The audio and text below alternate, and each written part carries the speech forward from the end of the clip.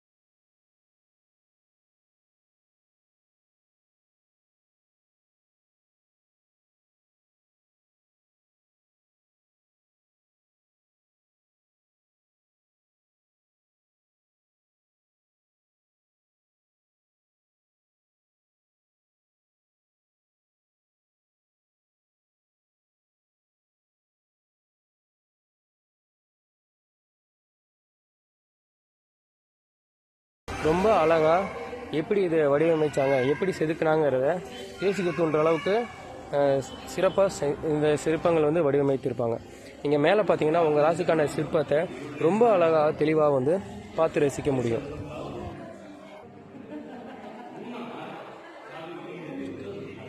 நம்ம அடுத்து பார்க்க போகிறது வந்து பார்த்தீங்கன்னா ஹொய்சலேஸ்வரர் டெம்பிள்னு நம்ம பார்த்தோம் இல்லைங்களா, அந்த கோயிலோட மூலவர் வந்து இந்த ஹொய்சலேஸ்வரர்.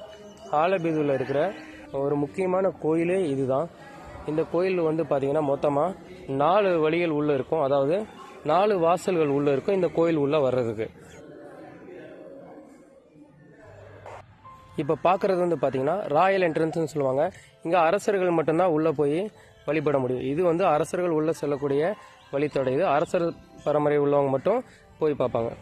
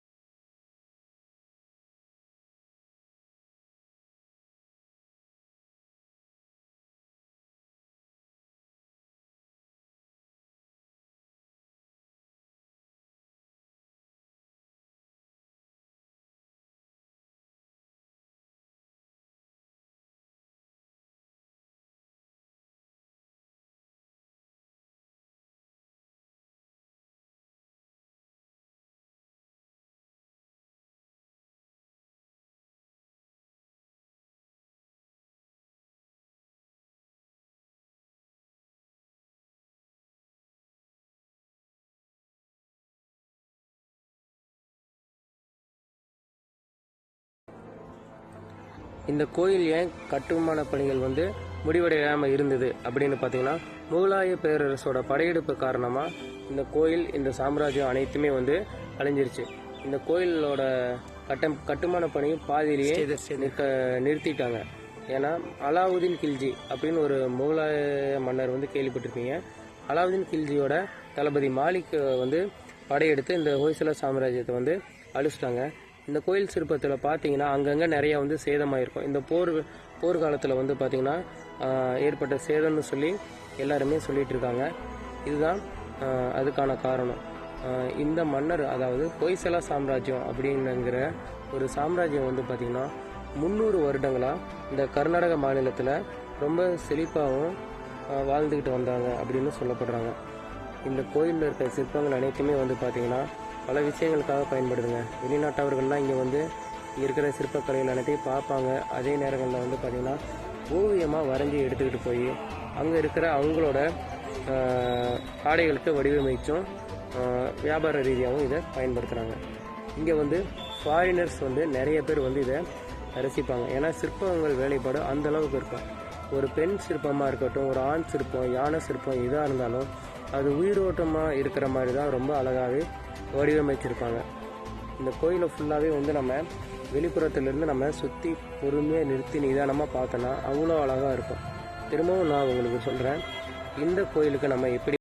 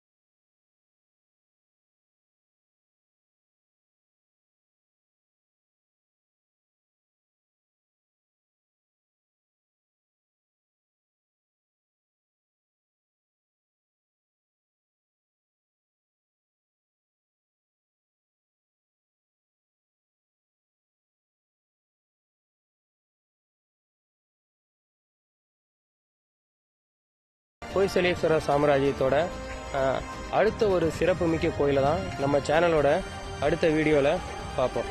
இந்த ஹொய்சலேஸ்வர டெம்பிள் வந்து பார்த்திங்கன்னா ஹாலபெடுங்கிற ஒரு ஊரில் இருக்குது. அது பெங்களூரில் இருந்து 200 கிலோமீட்டர் தொலைவில் இருக்குது. இந்த ஹொய்சலேஸ்வர சாம்ராஜ்யம் வந்து பார்த்திங்கன்னா கோயில்களுக்கு பேர் போன ஒரு சாம்ராஜ்யம் தான் இந்த ஹொய்சலேஸ்வர சாம்ராஜ்யம். நம்மளோட சேனலோட அடுத்த வீடியோவும் ஹொய்சலேஸ்வர சாம்ராஜ்யத்தை சார்ந்த கோயிலை பற்றி தான் வருங்கிறத நான் உங்களுக்கு இந்த வீடியோலேயே சொல்லிடுறேன். அதே மாதிரி இந்த வீடியோ உங்களுக்கு பிடிச்சிருக்கு அப்படின்னா இதை வந்து லைக் பண்ணுங்கள், உங்கள் ஃப்ரெண்ட்ஸுக்கு இதை பற்றி ஷேர் பண்ணுங்கள். நம்ம சேனலை எல்லாத்துக்கும் சப்ஸ்கிரைப் பண்ண சொல்லி சப்போர்ட் பண்ணுங்கள்.